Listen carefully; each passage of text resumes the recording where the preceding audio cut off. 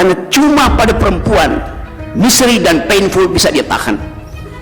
Laki-laki mampu untuk menahan rasa sakit secara fisik, digamparin, berkelahi di atas secara fisik. Tapi perempuan bukan sekedar secara fisik dia kuat, tapi secara batin. Perempuan diciptakan dari tulang rusuk pria, bukan dari kepala pria sehingga perempuan ada di atas pria, juga bukan dari tulang kaki laki-laki sehingga perempuan bisa diinjak-injak oleh laki-laki. Perempuan diciptakan dari tulang rusuk laki-laki yang ada di sisi kiri badannya sehingga mereka setara. Tulang rusuk itu dekat dengan lengannya supaya perempuan itu dirangkul. Tulang rusuk itu dekat dengan hatinya supaya perempuan itu dicintai.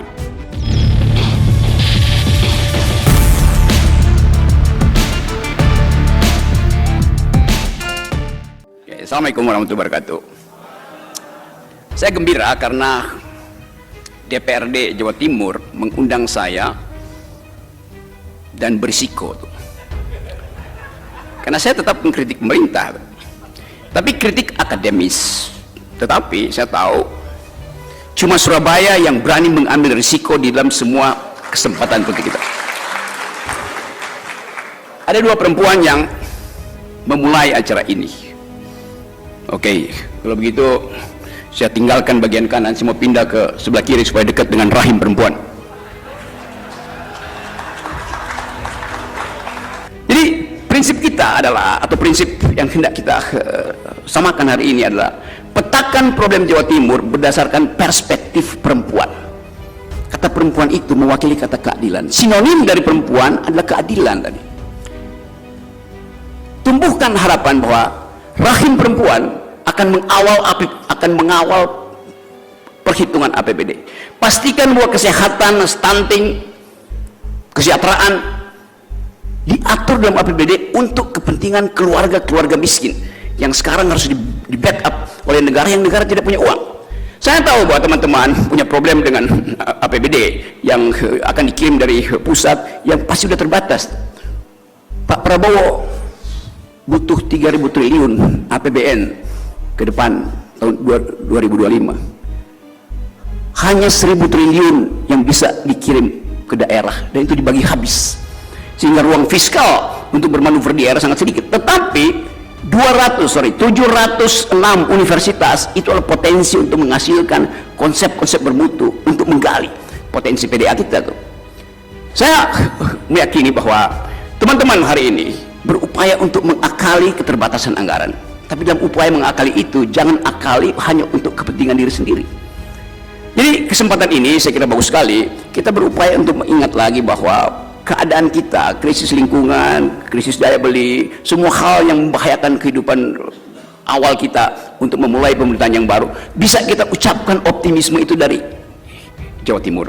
Dan kalau ada optimisme dari Jawa Timur, kita bisa pastikan bahwa seluruh negeri ini juga akan optimis. Hal yang lain yang mungkin bisa kita terangkan adalah kemampuan kita untuk saling bercakap-cakap dengan kapasitas argumen. Saya tahu bahwa ada partai di sini, ada potensi konflik elit sangat tinggi karena perbedaan persepsi tentang arah politik, perbedaan persepsi tentang kebutuhan ekonomi. Tetapi saya ingin pertengkaran itu diajukan secara argumentatif, bukan saling mengganggu dari belakang. Itu kejujuran itu yang saya kira saya perlukan. Bagian-bagian ini soal ekonomi, krisis politik, kita mau pakai sebagai landasan untuk menghidupkan kembali ide republik. Kita memilih republik, bukan kerajaan. Kita memilih republik, bukan kesultanan. Kita memilih republik, bukan negara agama. Di dalam upaya untuk menerangkan bahwa common good itu adalah kepentingan kita bersama. Republik itu satu nafas dengan demokrasi itu. Republik itu menghendaki semua proposal diuji secara publik, res publica, urusan publik. Dengan cara itu kita bisa pamerkan pada dunia bahwa Indonesia mengenal republik bahkan sebelum Magna Carta, bahkan sebelum seluruh proses pembuatan keputusan di PBB dihasilkan. Kita mendefinisikan republik pertama-tama di dalam upaya untuk memastikan ada common good, ada kemakmuran bersama. Kita lihat bahwa disparitas, kesenjangan kita tinggi sekali. Walaupun seringkali kita tertipu oleh statistik. Tadi saya makan di lontong balap namanya, dan itu harus pedes supaya kita bisa nikmati sensasi dari lontong balap Surabaya. Kita harus pedas mengkritik kekuasaan supaya sensasi keadilannya muncul. Kadangkala kita takut untuk bertengkar di wilayah publik, lalu kita pakai sopan santun. Sopan santun itu semacam kemunafikan dalam politik. Kemunafikan artinya kita menipu diri sendiri. Sesuatu yang ada di kepala kita, kita sensor di mulut kita, lalu kita sakit jiwa tuh. Saya percaya bahwa teman-teman DPRD di Surabaya adalah di Jawa Timur adalah mereka yang memilih untuk mengemukakan, mendalilkan keadilan, kebenaran ketimbang kemunafikan itu. Darah para pejuang di Hari Pahlawan masih beredar di pembuluh darah Republik ini melalui denyut jantung Jawa Timur. Kalau Jawa Timur tidak lagi memompa darah keadilan, maka negeri ini akan berhenti berdenyut. Kita ingin, atau paling nggak saya ingin lihat bahwa ada anggota DPR hari ini yang 2029 bertanding menjadi calon presiden.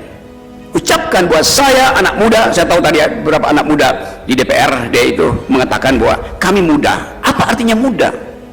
Bertumbuh dalam pikiran. Tua artinya usang dalam politik. Jadi kemudaan artinya kemampuan untuk mengucapkan pikiran tanpa basa-basi itu. Saya ingin teman-teman yang muda terpilih hari ini memulai tradisi bahwa DPR itu memang dirancang untuk bicara. Karena itu disebut parlemen, ngomong, bukan transaksi amplop. Di sini diundang, betul tadi Ibu Ketua mulai dengan mengatakan kami mengundang universitas supaya jadi saksi bahwa ada perjanjian intelektual antara legislatif, eksekutif, dan kaum intelektual. Itu pentingnya setiap anggota DPR buka mata, tahu apa yang menjadi kebutuhan kampus, tahu bahwa kalau mahasiswa sudah protes itu artinya ketidakadilan sudah di depan mata itu. Nah, saya ingin supaya percakapan hari ini didengar oleh mereka yang tugasnya adalah menertibkan demonstrasi. Demonstrasi tidak bisa ditertibkan, dia justru harus dijaga tuh. Yang tidak boleh ada kerusakan, vandalisme itu yang nggak boleh. Tapi pikiran hanya disebut pikiran kalau betul-betul ada pertengkaran ide di dalamnya. Saya percaya bahwa jumlah pikiran di ruangan ini bisa menghasilkan kembali Indonesia yang berpikir. Kita punya slogan di sini, merdeka atau mati. Kita tambahkan hari ini, berpikir atau dungu. Kan itu poinnya tuh. Jadi sekali lagi teman-teman, saya akan kembali ke sini, diundang apa tidak diundang, untuk mengevaluasi teman-teman di sini. Bahwa sudahkah indeks demokrasi Indonesia bertumbuh karena sumbangan dari demokrasi Jawa Timur? Sudahkah stunting turun karena intervensi dari Jawa Timur? Sudahkah deflasi berhenti karena produktivitas Jawa Timur? Kan semua itu adalah pertanyaan politis yang harus dimulai melalui penyusunan APBN dan APBD. Saya kira itu bagiannya, dan saya sekali lagi saya menginginkan bahwa penghormatan terhadap kebijakan publik hari-hari ini harus dimulai dengan penghormatan perjuangan kaum perempuan. Kenapa? Karena setiap kali terjadi kesulitan ekonomi, yang pertama kali menderita adalah kaum perempuan. Begitu ada deflasi, artinya daya beli perempuan itu tak mungkin lagi memenuhi harapan anak-anaknya yang lagi sekolah. Setiap pagi ibu-ibu buka dompetnya tinggal 20.000, padahal takut anaknya mesti pakai Gojek, habis kemampuannya. Harapan dia berhenti justru karena ekonomi memburuk. Jadi sekali lagi kita ingin supaya persoalan-persoalan yang ada di Jawa Timur bisa diselesaikan kalau ada kepastian bahwa anggota DPRD-nya akan bekerja untuk rakyat. Anggota DPRD memang akan dibebani oleh problem-problem yang tidak sama dengan anggota DPR pusat. Tidak ada anggota DPR pusat yang tengah malam didatangi oleh seorang perempuan yang lagi hamil, kan dihamil oleh pacarnya dan tidak mau bertanggung jawab. Tetapi anggota DPRD sampai ke daerah-daerah harus 24 jam berpiket, menerima keluhan. Ada tetangga yang tiba-tiba nggak tahu bagaimana BPJS-nya kok terhalang. Anggota DPRD terpaksa mesti keluarin uang yang nggak mungkin dilakukan oleh anggota DPRD pusat. Anggota DPR pusat datang ke sini mengatakan kunjungan daerah, foto-foto di depan kantor kelurahan, lalu dianggap udah itu namanya kunjungan. Kunjungan artinya tiba di tempat di mana ada masalah itu, dan hanya anggota DPR yang tahu. Kemampuan itu yang saya kira dibebankan pada teman-teman, dan teman-teman pasti akan disiksa oleh keadaan hari ini. Tapi siksaan itu adalah siksaan peradaban. Kalian butuh kekuatan emak-emak, karena cuma pada perempuan misery dan painful bisa dia tahan. Laki-laki mampu untuk menahan rasa sakit secara fisik, digamparin berkelahi di atas secara fisik. Tapi perempuan bukan sekedar secara fisik dia kuat, tapi secara batin dia menyimpan problem kesulitan ekonomi, dia tidak bocorkan pada suaminya. Setiap malam Indonesia hari ini ada kurang lebih 19,5 juta manusia Indonesia yang tidur dengan rasa lapar. Siapa mereka? Sebagian besar pasti perempuan. Karena perempuan akan berbohong pada suaminya, sudah makan bu? Sudah, walaupun dia belum makan, karena dia nunggu suaminya makan lebih dulu, nunggu anak-anaknya makan lebih dulu. Perempuan menyimpan itu sebagai misteri, tapi dia anggap bahwa hanya dengan kejujuran itu dia bisa selamatkan suami dan anak-anaknya. Nah, suami-suami yang jadi anggota DPR, perhatikan penderitaan itu. Misteri adalah hal yang mendasar pada perempuan. Karena itu saya anggap bahwa hari ini saya ingin ucapkan selamat datang politik perempuan di Jawa Timur. Dan kata sebuah pepatah, woman was created from the rib of man, not from his head to be above him, nor his feet to be walked upon, but from his side to be equal, near his arm to be protected, and close to his heart to be loved.